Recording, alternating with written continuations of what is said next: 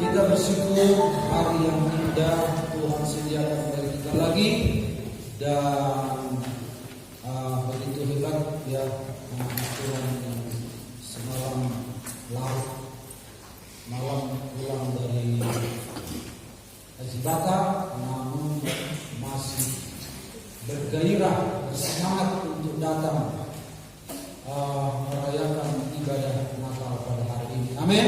Amin. Tuhan pasti memberikan kepada kita bertambah-tambah kekuatan, dan juga selamat datang buat Pak Paham, iya, yang sudah datang. Jadi Bapak Pak Paham senior cerita dong, Ningro nama anakku katanya, karena memang beliau sangat senang ya, sangat senang anak-anaknya ada di dalam Tuhan. Nah juga ibu apa? Sama dan keluarga ya.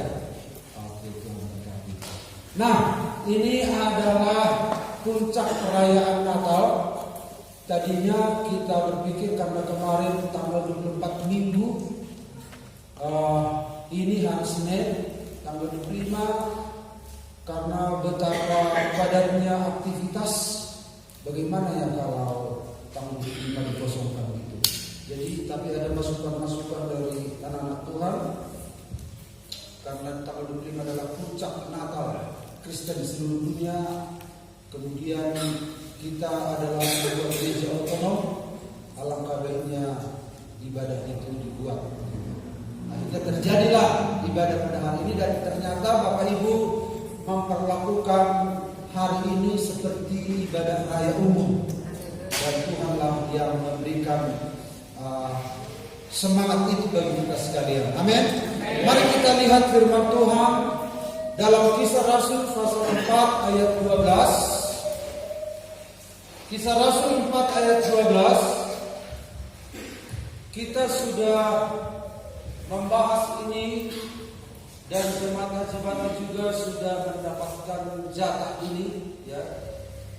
Jadi saya tidak ingin jemaat-jemaat rapat mempunyai porsi yang berbeda firman itu. Jadi sama firman Tuhan ya. Mungkin atmosfernya berbeda ya, tergantung bagaimana Roh Kudus bekerja. Ini pengalaman. Kadang ya seperti apalah, orang tua tidak boleh membeda-bedakan anaknya ya. Amin. Demikian juga jika terrapat, karena kadangkala Tuhan seringkali memberikan penghiburan. Misalnya kalau kita punya dua anak, kadang penghiburan dari sini datang, kadang penghiburan dari sini. Nah, tapi pengalaman saya ketika menyampaikan firman itu akan terasa sampai tergantung atmosfer yang dibangun di gereja itu. Nah, jadi peranan praise and worship itu penting. Makanya para pelayan itu nggak boleh ada ke depan dalam kondisi yang sakit hati. Nah, jadi kalau dalam kondisi sakit hati itu nanti akan transfer ke jemaat. Nah, kalau transfer sehebat apapun firman disampaikan nggak mendarat. Makanya ada kerjasama antara praise and worship itu, timnya itu, dengan pemberitaan firman. Karena ketika kita memuji menyembah itu bagaikan sedang menggarap hati. Jadi pekerjaan pujian penyembahan itu menggarap, sehingga ketika tiba waktunya menyampaikan firman, selembut apa hati itu, tanah hati itu yang dikerjakan oleh tim pemuji penyembah, secepat itulah firman itu bisa sampai ya. Jadi tidak bisa dilepaskan antara pujian penyembahan dan pemberitaan firman, karena ini adalah sebuah satu rangkaian ibadah. Jadi pastikan para pelayan itu dalam kondisi yang hatinya terkonek dengan Tuhan. Amin. Pemain musik oke. Jadi pemain musik enggak asal saudara enggak terkonek juga dengan Tuhan. Itulah tentang itu. Nah, mari kita lihat Kisah Rasul pasal 4 ayat 12. Mari kita baca bersama-sama 1, 2, 3. Dan keselamatan tidak ada di dalam siapapun juga selain di dalam Dia, sebab di bawah kolong langit ini tidak ada nama lain yang diberikan kepada manusia yang olehnya kita dapat diselamatkan. Haleluya. Ini adalah bagian yang ketiga yang akan kita bahas, bahwa tidak ada nama lain di bawah kolong langit ini. Tidak ada nama di mana di dalam nama ini kita diselamatkan selain di dalam nama Yesus. Yehosua artinya Allah yang menyelamatkan. Nah, kita akan melihat bagian terakhir itu tentang hidup. Namun kita lihat dulu sepintas apa yang sudah kita pelajari dalam 2 kali ibadah. Jadi hanya oleh Yesus Kristus, hanya oleh nama Yesus Kristus.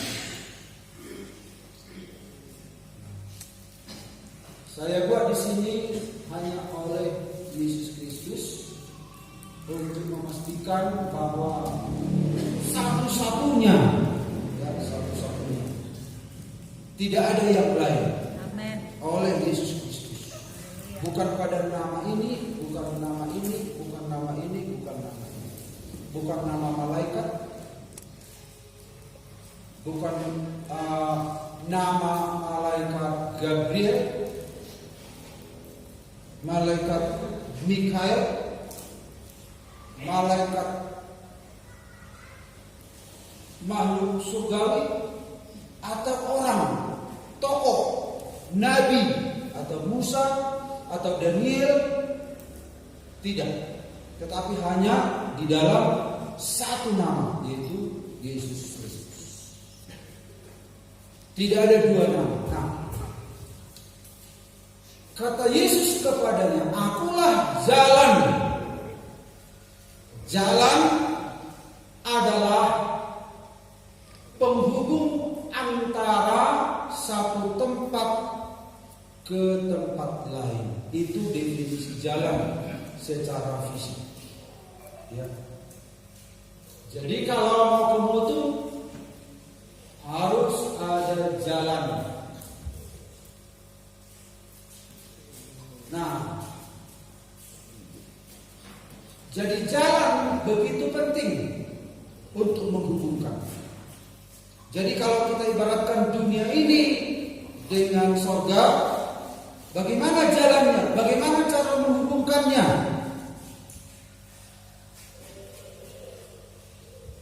Bukan karena surga itu jauh, atau bukan karena surga itu tidak terlihat, tetapi yang memisahkan kita dengan Allah adalah dosa. Akhirnya tidak ada jalan. Nah, kemudian jalan itu juga artinya adalah cara. Bagaimana kita ke Mutu? Jalan kaki kah? Naik sepeda kah? Naik kapal kah? Nah, banyak cara. Nah, bagaimana kita ke rumah Bapa? Ini dikatakan sini, tidak ada seorang pun yang datang kepada Bapa kalau tidak melalui aku. Nah, bagaimana kalau ke Kalau mungkin ke bulan kita naik roket atau ke Mars. Kalau ke surga bisa nggak pakai pakai roket? Tentu tidak mungkin karena Allah itu tidak kelihatan. Saya buat kelihatan supaya bisa menolong imajinasi kita. Ada dua tempat gitu ya. Karena jalan itu definisinya adalah penghubung antar tempat. Jadi bagaimana menuju ke sana? Apakah bisa pakai roket? Karena ini adalah roh. Allah itu adalah roh. Jadi dari kekal sebelum Yesus menjadi manusia, Allah itu Tritunggal, ya, Tritunggal. Yaitu Bapa, Firman, Roh.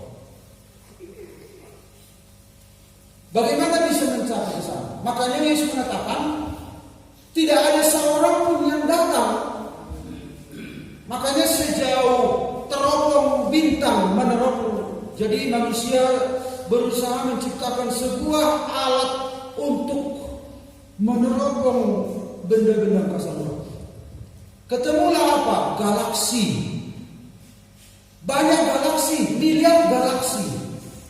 Jadi satu titik itu di langit terkesan dia adalah seperti sebuah bintang, tapi setelah diteropong terus lebih jauh ternyata adalah galaksi juga. Dari satu galaksi banyak ribuan, jutaan bintang-bintang dan planet-planet.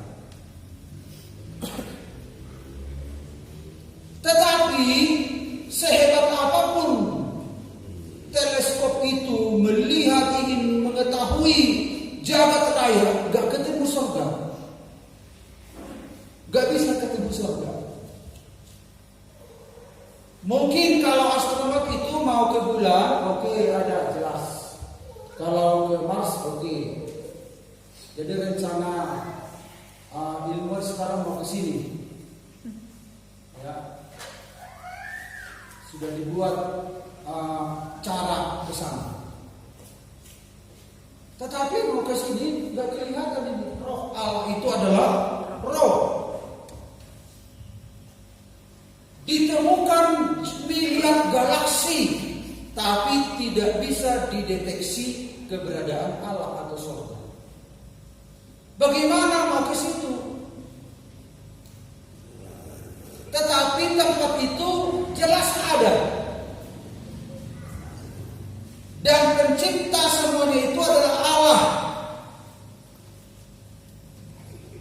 Tapi persoalannya bagaimana cara ke sana? Di mana tempatnya?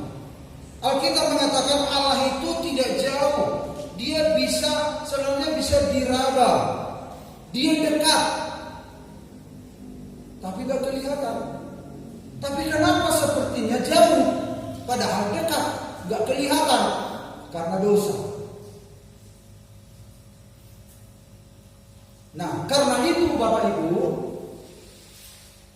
harus ada yang menunjukkan tempatnya, yaitu seseorang yang berasal dari sana.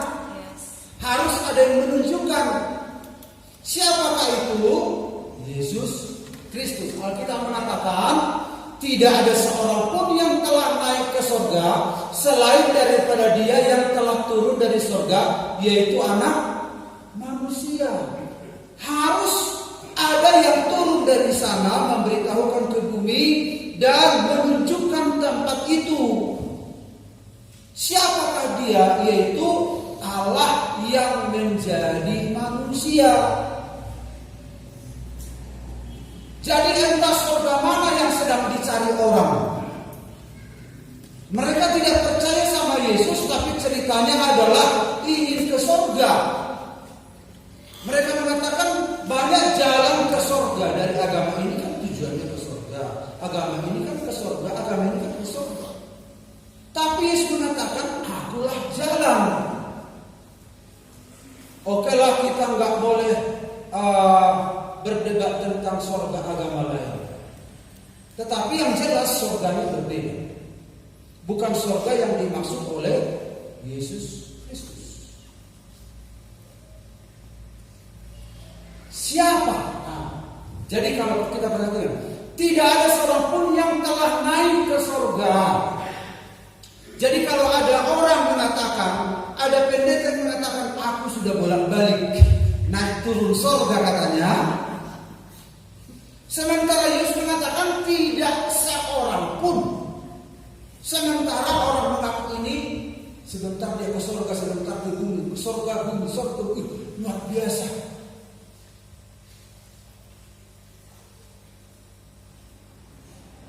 Jadi kalau penglihatan anak Tuhan yang disebutkan dibawa ke surga, bagaimana itu?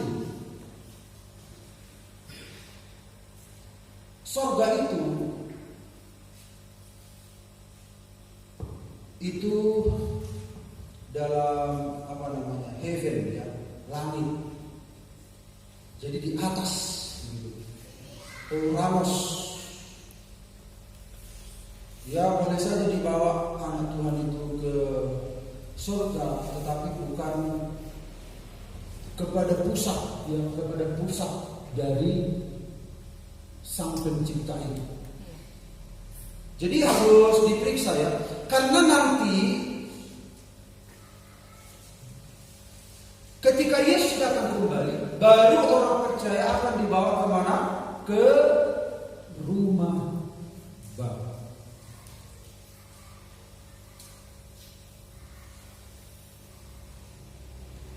Nah, begitu Bapak Ibu ya. Jadi Yesus sendiri mengatakan tidak ada seorang pun yang telah naik ke surga selain daripada Dia yang telah turun dari surga, yaitu Anak Manusia. Lalu muncul pertanyaan, bagaimana dengan Elia dan Henokh?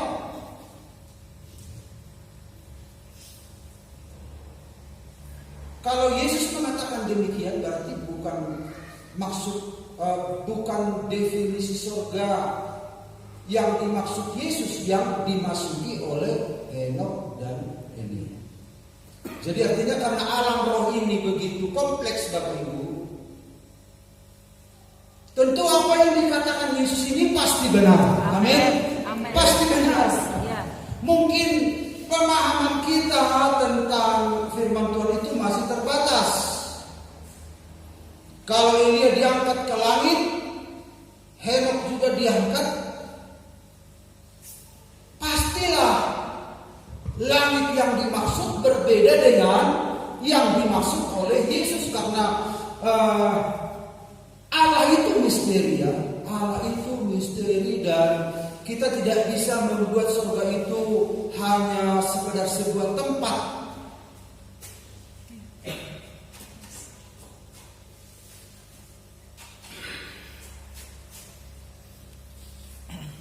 Jadi kalau sementara kita pegang dulu yang dikatakan Yesus, tidak ada seorang pun yang telah naik. Ini perjanjian baru ini. Sementara Henokh dan Elia perjanjian lama sudah duluan kisahnya. Tetapi kenapa belakangan Yesus mengatakan ini? Berarti berbeda yang dimaksud Yesus dengan tujuan yang dicapai oleh Henokh dan Elia. Gak mungkin Yesus salah. Mungkin gak? Dia adalah Allah sendiri. Dia adalah Sang Pencipta. Dan Dia sendiri yang mengatakan, selain daripada Dia yang telah turun. Nah, jadi harus ada seseorang yang berasal dari sana. Jadi kalau ada orang, ayo ikut aku, lewat ini, engkau akan dibawa ke surga. Tapi surga yang mana? Kalau dia itu surga yang dimaksud Yesus, siapa yang menyatakannya? Ada orang yang masuk surga tanpa Yesus, pastinya dia bukanlah surga. Pastinya tempat itu bukan surganya Tuhan. Itu pasti.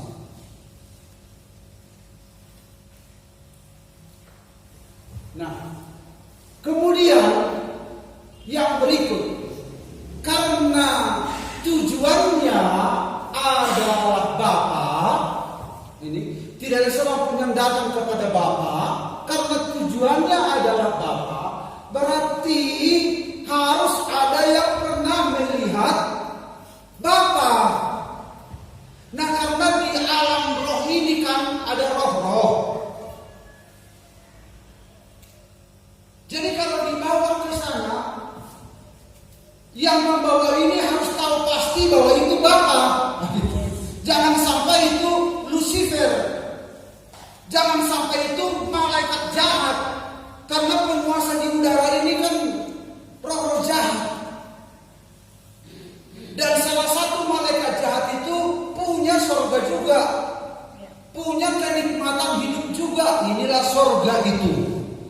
Dan malaikat-malaikat itu menciptakan agama-agama.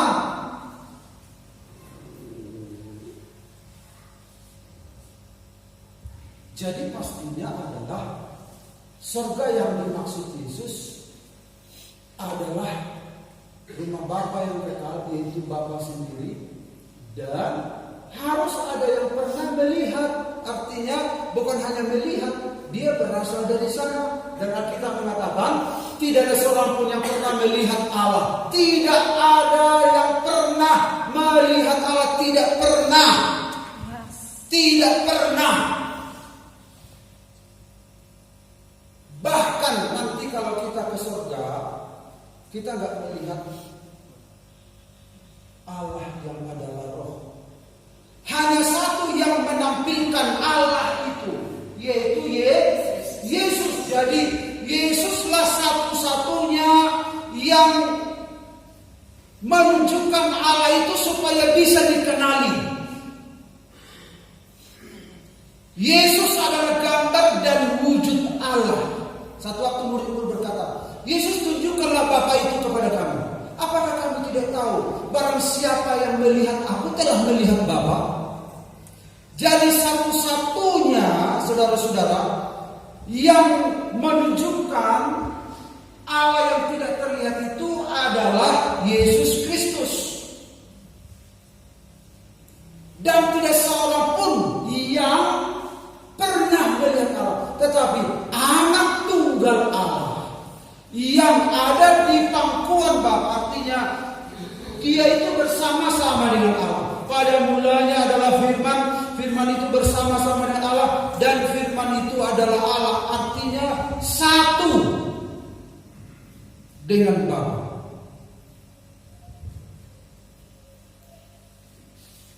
Yang ada di pangkuan Bapa, dialah yang menyatakan. Bukan berarti Yesus itu di pangku-pangku kayak anak ya.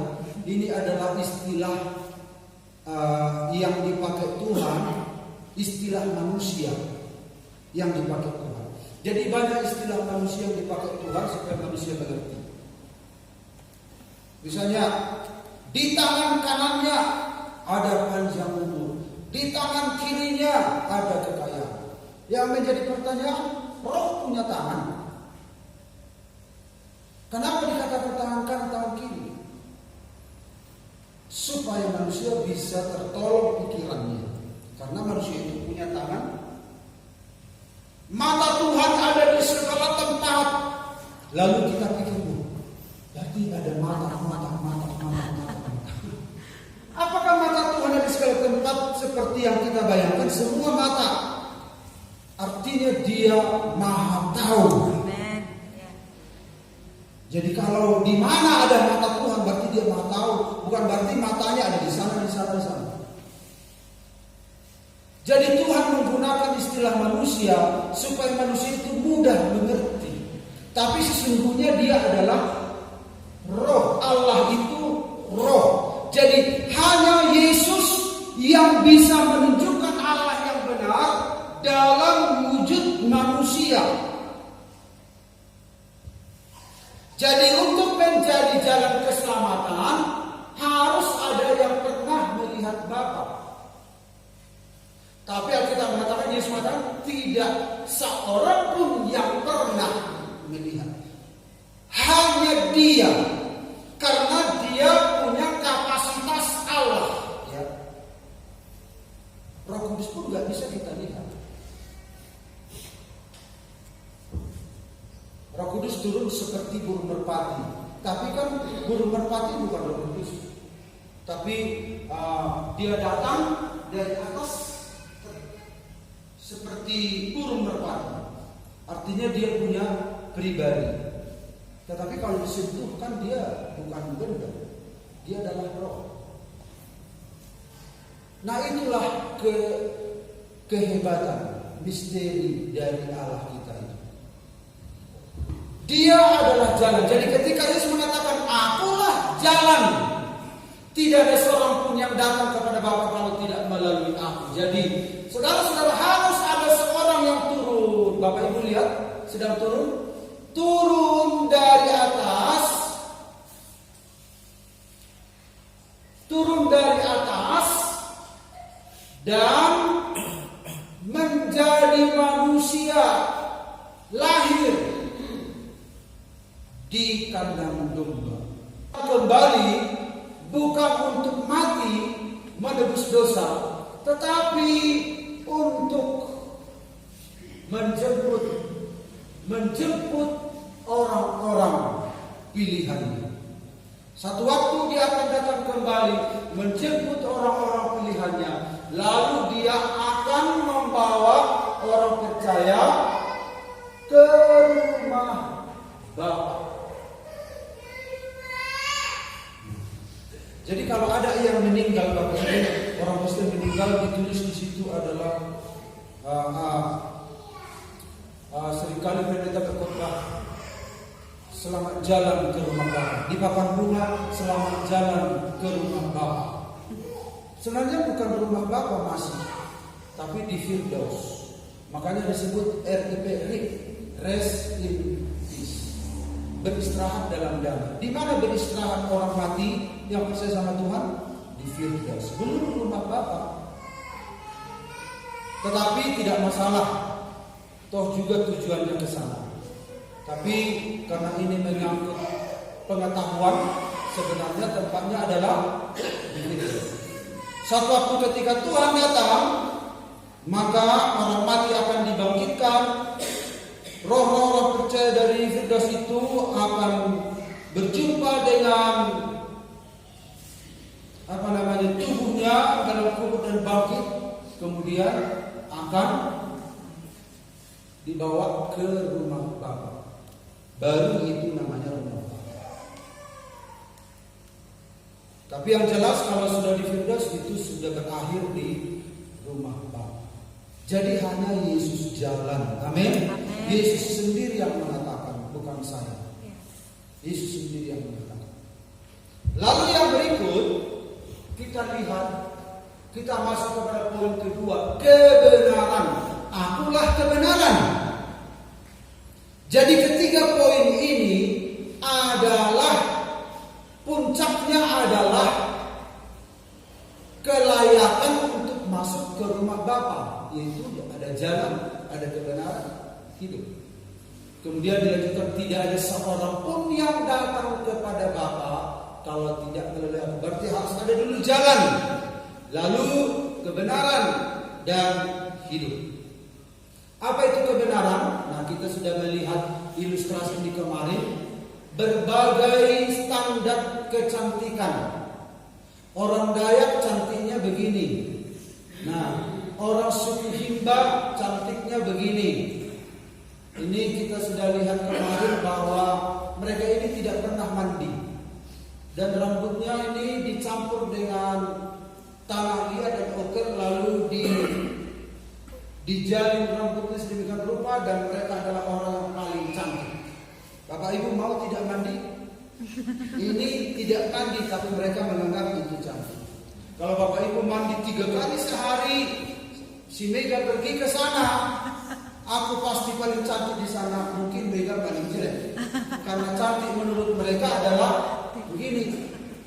Kemudian cantik menurut suku Kayan Burma begini. Semakin panjang lehernya makin cantik. Sementara sama kita kalau panjang leher apa? Jika jangan kumon katanya. Jadi semakin banyak ini ring-ring ini, cincin apa ini, makin banyak isi jumlahnya makin cantik. Tapi kalau di daerah kita pasti tidak benar. Kemudian di suku Mursi Ethiopia, jadi bibirnya itu ditarik terus dan dimasukkan piring. Semakin besar piringnya makin cantik. Nah, itu menurut mereka. Tetapi menurut kita beda. Jadi kenapa berbeda standar kecantikan di seluruh dunia? Nah, seperti berbeda standar kecantikan, begitu juga menjadi pertanyaan, mengapa standar kebenaran itu berbeda di bawah kolong langit ini? Kenapa berbeda? Apa yang membuat jadi banyak kebenaran? Padahal kebenaran itu hanya satu. Allah kita itu adalah satu, ya.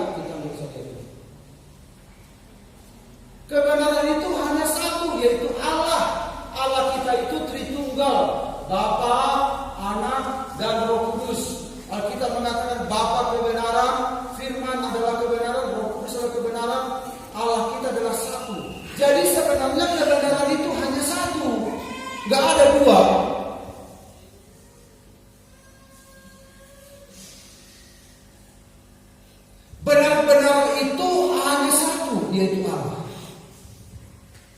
Jadi Allah menciptakan manusia itu seperti dia, segambar dan serupa dengan dia ya. Bapak Ibu lihat, segambar dan serupa, inilah contohnya Allah. Jadi manusia itu sepertinya miniaturnya Allah begitu. Untuk menguasai, merajai bumi. Sementara Allah menguasai jagat raya dan alam roh. Kuasailah bumi katanya. Karena apa? Syarat menguasai adalah segambar dan serupa. Kebenaran itu diberikan kepada manusia karena segambar dan serupa dengan Allah.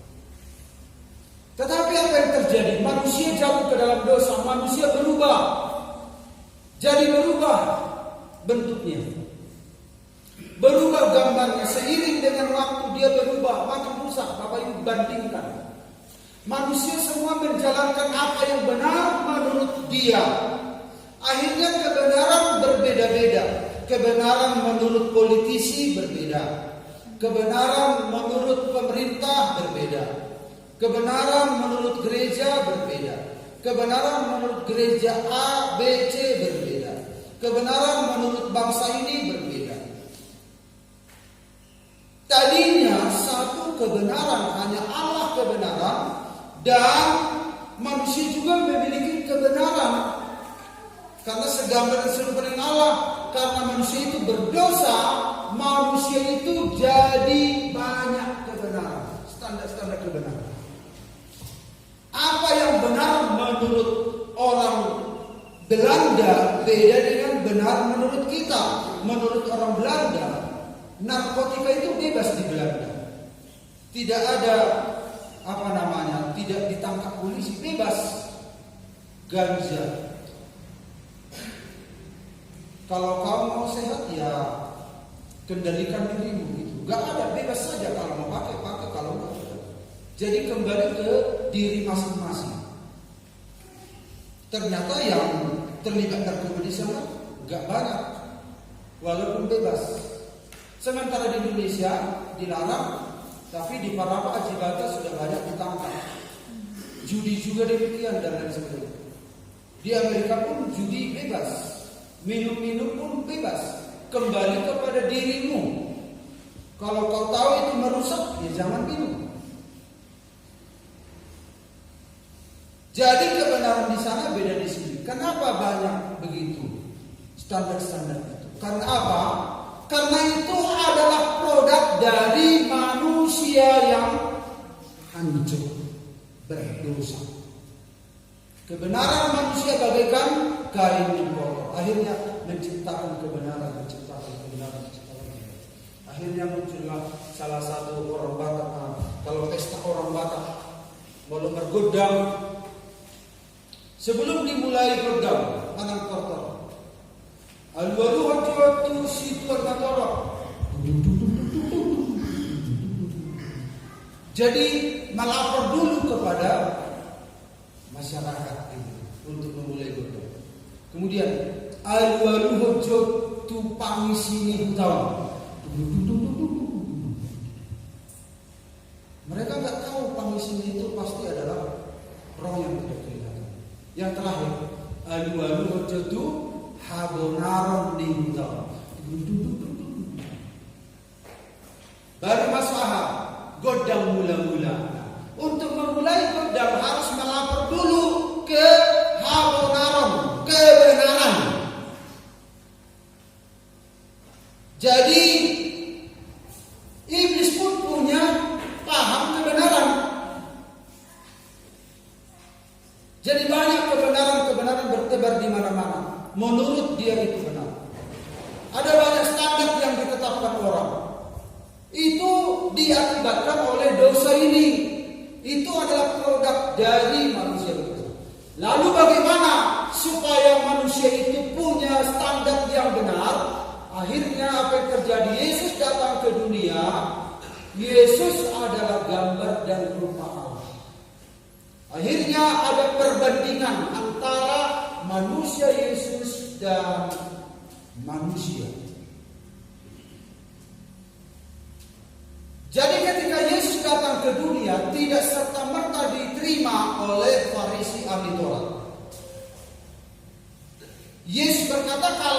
datang, kalau aku tidak datang, tentu kamu tidak berdosa. Artinya, kehadiran Yesuslah yang memaklumkan bahwa ini berdosa. Artinya gambar Yesuslah yang menyadarkan, menyinsafkan manusia, kami berbeda dengan manusia yang satu ini. Karena Yesus menampilkan kebenaran Allah. Tetapi apa yang terjadi? Justru ketika Yesus menampilkan kebenaran Allah, dia salah satu alasan dia dibunuh adalah karena itu. Para ahli Taurat dan Farisi, maksudmu kami berdosa? Jadi Yesus menjadi pembeda antara manusia dengan Allah. Dan pada akhirnya supaya manusia itu kembali kepada Allah, bisa datang kepada Bapa, manusia itu harus membuat Yesus jadi kebenaran. Percaya kepada Yesus, meniru teladan Yesus. Dan Alkitab mengatakan, tetapi apabila ia datang, yaitu roh kebenaran, ia akan memimpin kamu ke dalam seluruh kebenaran. Inilah kebenaran yang bisa dituruti, yang bisa dilihat oleh manusia, yang bisa diikuti. Kalau Allah roh itu bisa nggak diikuti, nggak ada acuan, nggak ada patron. Tapi Yesus adalah patron yang terlihat. Dia telah memperagakan hidup yang benar di dunia ini.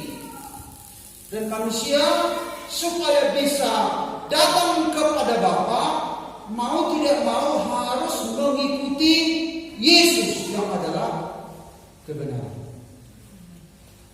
Barang siapa yang berkata tinggal di dalam Yesus, hendaklah dia wajib hidup sama seperti Yesus. Jadi standar kehidupan orang percaya adalah Yesus. Perhatikanlah standar moral tokoh-tokoh agama di dunia. Itu adalah standar moral yang hasil produksi dari manusia yang rusak. Saudara mau mengikuti standar mana? Makanya supaya kita bisa datang ke rumah Bapa, berjumpa dengan Bapa, tinggal bersama dengan Bapa sebagai sumber kita, Yesus turun. Engkau harus ikut seperti apa? Tentunya ini adalah kasih karunia. Untuk hidup seperti Kristus itu, pertama dia memikul segala dosa pelanggaran kita, dia membenarkan kita, dia mengirim kuasa Roh Kudus-Nya, ada kasih karunia yang melimpah-limpah, ada firman yang diberitakan senantiasa, ada imam besar yang agung yang mendoakan kita siang dan malam untuk memungkinkan kita seperti dia. Makanya adanya yang kita seperti Yesus, seperti Yesus.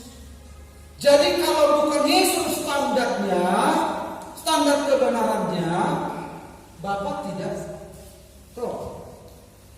bisa. Ini Alkitab yang mengajarkan. Kita bukannya dipaksa, tetapi ada anugerah Tuhan yang bekerja. Ada firman-Nya terus yang membimbing kita. Bimbinglah daku, ya Tuhan. Proses untuk menjadi serupa dengan Dia itu dikerjakan oleh kuasa Roh Kudus. Ada firman juga. Asal mau kita dibimbing. Amin. Bagaimana kalau sudah sedikit umur kita atau kita mati, nggak sempat mencapai level yang Tuhan mau? Ketika Yesus datang, Tuhan akan menyempurnakan kita. Tuhan akan menyempurnakan kita ketika kita dibangkitkan. Tuhan akan menyempurnakan kita sesuai kehendak. Akhirnya berubah. Jadi orang yang percaya pada Yesus ada perubahan hidup. Bapak Ibu perhatikan, perubahan hidup semakin lama semakin serupa, semakin lama. Jadi kalau dia mengatakan aku percaya sama Yesus, tetapi tidak ada perubahan hidup yang mengarah kepada standar ini, malah makin merosot. Ada orang percaya sama Yesus tapi makin rusak, itu berarti dia tidak punya standar yang benar. Yes, yeah. Dia tidak punya standar yang benar. Tapi kalau orang sudah percaya pada Yesus, karena patronnya itu jelas, standarnya jelas, bisa diikuti, maka dia akan berubah. Ku mau sepertimu Yesus, disempurnakan semakin sempurna. Makanya visi gereja kita adalah apa? Siapa yang tahu?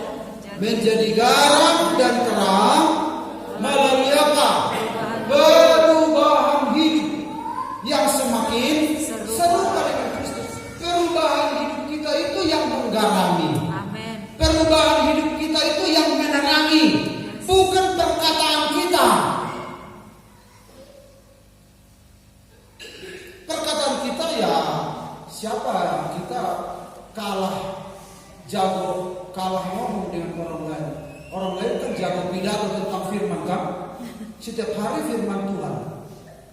Setiap hari firman Tuhan, tapi nggak ada perubahan hidup. Itu nggak bisa menjadi terang. Dan saudara kalaupun rajin contoh, itu pun tidak bisa menjadi terang. Perubahan hidup itu yang menjadi garam. Perubahan hidup itu yang menjadi terang. Tapi orang yang berubah hidupnya pasti datang ke gereja tentunya kan. Amin Bapak Ibu. Harus ada perubahan. Perubahan hidup ke arah Kristus.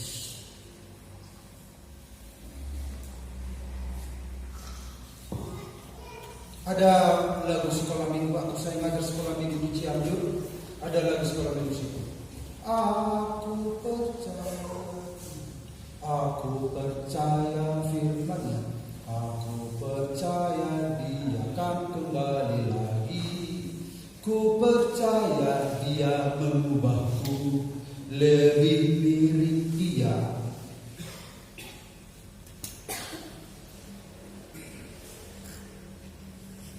Jadi waktu kita nggak lama, umur kita di dunia ini berapa lama? Paling 70 atau 80. Waktu berubah itu semakin tambah umur kita makin susah berubah.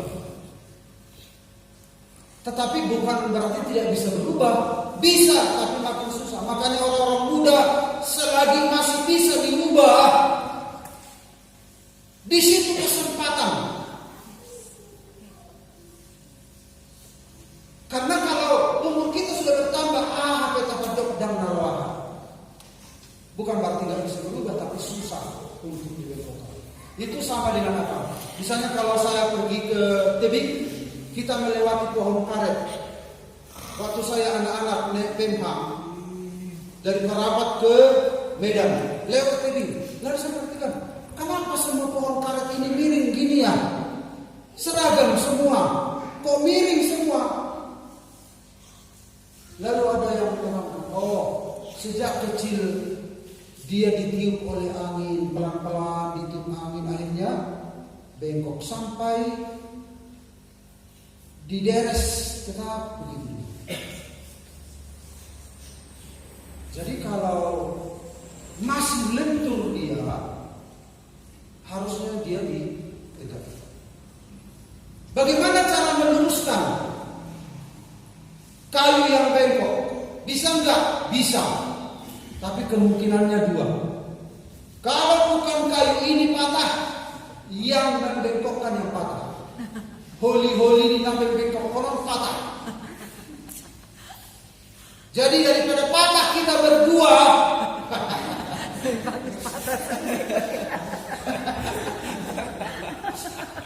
Holi-holi itu patah. Mari kita lembukan hatiku ya Yesus. Marmot Tuhan. Tuhan itu juga libaunya Tuhan. Putar baunya di baju. Apa? Macam.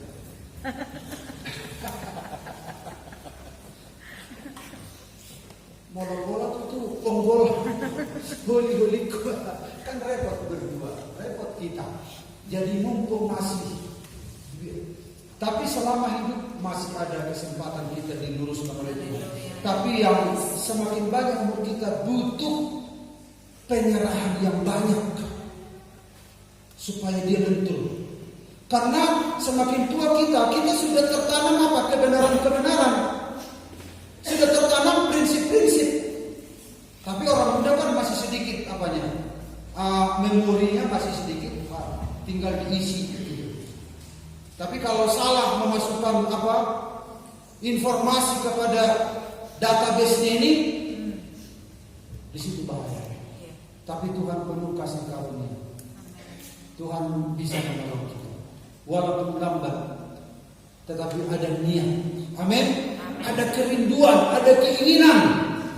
Hanya kita diubah seperti dia. Itulah kebenaran. Akhirnya kebenaran menjadi tolak ukur kita. Akhirnya kita bisa layak di hadapan Bapa. Yang terakhir, kata Yesus kepadanya, "Akulah hidup. Tidak ada seorang pun yang datang kepada Bapa kalau tidak melalui Aku." Nah, hidup itu dalam Kejadian 2 ayat 7, hidup itu pertama ketika Allah menciptakan manusia. Ketika itulah Tuhan Allah membentuk manusia itu dari debu tanah dan menghembuskan nafas hidup ke dalam hidungnya. Demikianlah manusia itu menjadi makhluk yang hidup. Ini adalah Allah kita. Lalu manusia itu diciptakan dari tanah liat, lalu menghembuskan nafas hidup ke dalam hidungnya, dan dia menjadi makhluk yang hidup. Itulah awal latar belakang manusia mempunyai hidup pertama. Nah, sementara saudara-saudara, bukan hanya manusia diberikan hidup, tetapi ada juga hidup hewan, ada hidup tumbuhan. Apa bedanya? Nah, hidup yang dimaksud di sini beda dengan hidup hewan dan tumbuhan. Nah, hidup itu ada dua jenis. Satu adalah bios, satu adalah zoe. Jadi hidup di sini adalah zoe, hidup ilahi. Hidup ilahi ini hidup yang membuat seseorang abadi, hidup selama-lamanya.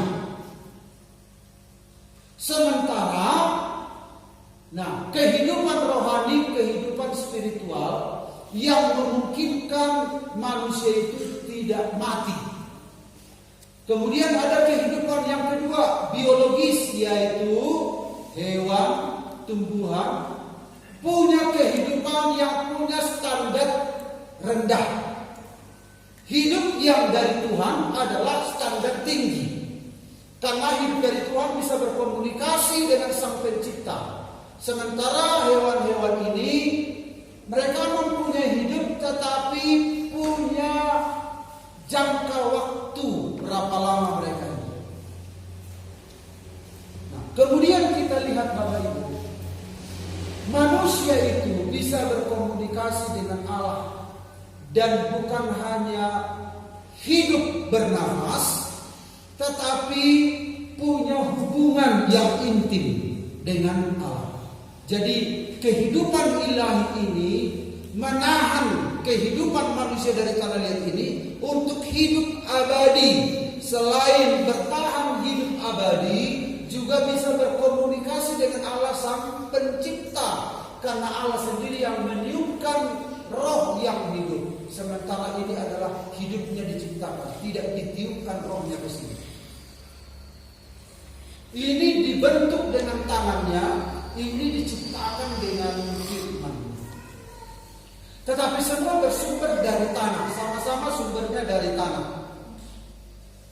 Nah, karena ini bersumber dari tanah juga, maka diberikan roh kehidupan supaya dia bisa hidup abadi, juga bisa berkomunikasi dengan Allah. Dia punya kemuliaan seperti firman yang kita pernah dengar. Jadi kehidupan ilahi inilah yang membackup tubuh tanah liat itu supaya bisa dia hidup seterusnya dan sekaligus bisa berkomunikasi dengan Allah. Kalau dia berpisah dari Allah, maka dia kembali ke bisa sejajar dengan ini. Nah, mari kita lihat. Ketika manusia terpisah dari Allah, dia kehilangan hubungan dengan Allah. Dia menjadi orang yang digolongkan bios.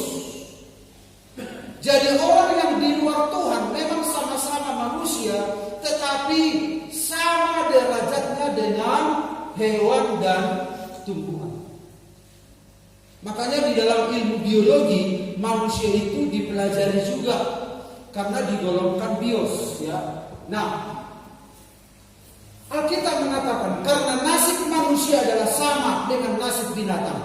Nasib yang sama menimpa mereka. Sebagaimana yang satu mati, demikian juga yang lain. Kedua-duanya mempunyai nafas yang sama. Dan manusia tidak mempunyai kelebihan atas binatang. Karena segala sesuatu adalah sia-sia. Orang yang jauh dari Tuhan, yang putus hubungan dengan Tuhan, itu sejajar dengan bios ini. Dan nasibnya sama, kembali ke tanah. Cuma bedanya ini diminta pertanggungjawaban, ini tidak. Jadi kalau ini misalnya anjing, ketika dia mati, malaikat tidak bertanya, kau anjing, waktu kau hidup di dunia ini, bagaimana, apa yang kau lakukan? Kau gigit orang atau kau diberi itu kau dituak, tabun B1, malaikat tidak tanya. Tapi kepada ini ditanya. Tetapi nasibnya sama, kembali kepada tanah. Bedanya ini diminta bertanggung jawab. Jadi hidup yang dimaksud di sini adalah pencuri datang hanya untuk mencuri dan membunuh dan membinasakan. Aku datang supaya mereka mempunyai hidup. Karena di luar Tuhan manusia itu sudah hilang, akan menuju kepada kebinasaan. Lalu Yesus datang menjadi manusia, firman itu menjadi manusia, Immanuel. Tujuannya apa? Supaya manusia mempunyai hidup, zoe itu, dan mempunyainya dalam segala kelimpahan. Artinya mutunya meningkat. Ini kan ketika manusia itu berdosa kan tidak punya mutu, tidak punya mutu, tidak punya kemuliaan. Zoe itu juga bicara tentang mutu kehidupan.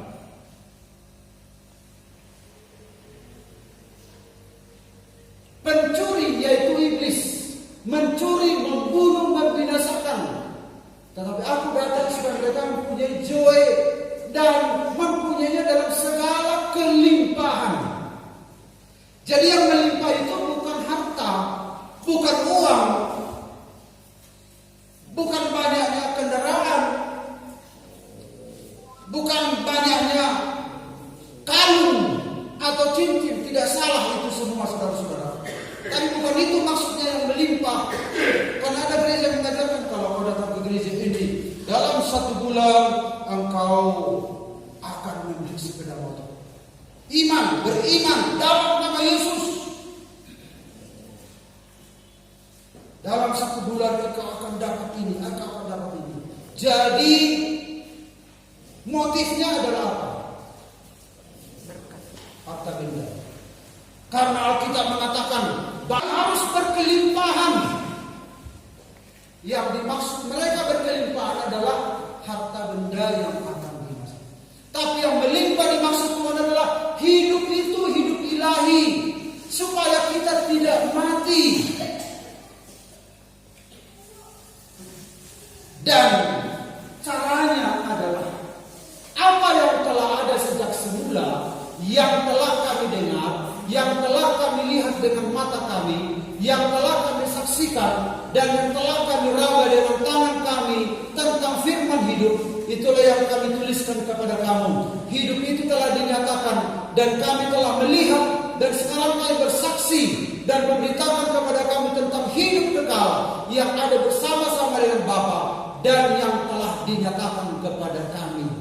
Jadi Yesus datang ke dunia ini, dia menjadi hidup yang berwujud, yang bisa didengar, bisa dilihat, bisa disaksikan, bisa diraba dengan tangan kami. Itulah firman hidup itu.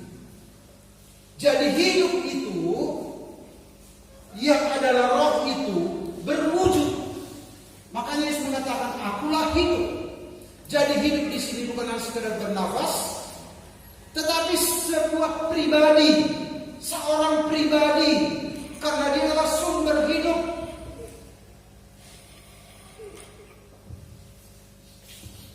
Inilah hidup yang kekal itu, yaitu bahwa mereka mengenal Engkau satu-satunya Allah yang benar, dan mengenal Yesus Kristus yang telah Engkau utus. Jadi cara kembali kepada Allah yang hidup supaya kita nggak binasa adalah mengenal. Mengenal adalah di sini ginosko. Ada tingkat pengenalan ginosko, epiginosko, oida. Jadi tingkat pengenalan orang kepada Allah itu adalah bertingkat, ya. Jadi saudara-saudara, hidup kekal itu adalah ketika kita menuju ke sini, kembali kepada Allah. Dan kehidupan Allah lah yang mempertahankan kita untuk hidup selama-lamanya. Harus kembali kepada Allah. Bagaimana cara kembali kepada Allah? Harus datang Yesus yang adalah hidup itu. Kita harus mengenal Yesus. Kita harus menjadikan Dia sebagai Tuhan dan Juru Selamat kita, sehingga lewat Yesus, saudara-saudara, kita akan mendapatkan kehidupan dan kita akan bersama-sama dengan Bapa di sorga. Sepertinya sampai di situ dulu Bapak Ibu.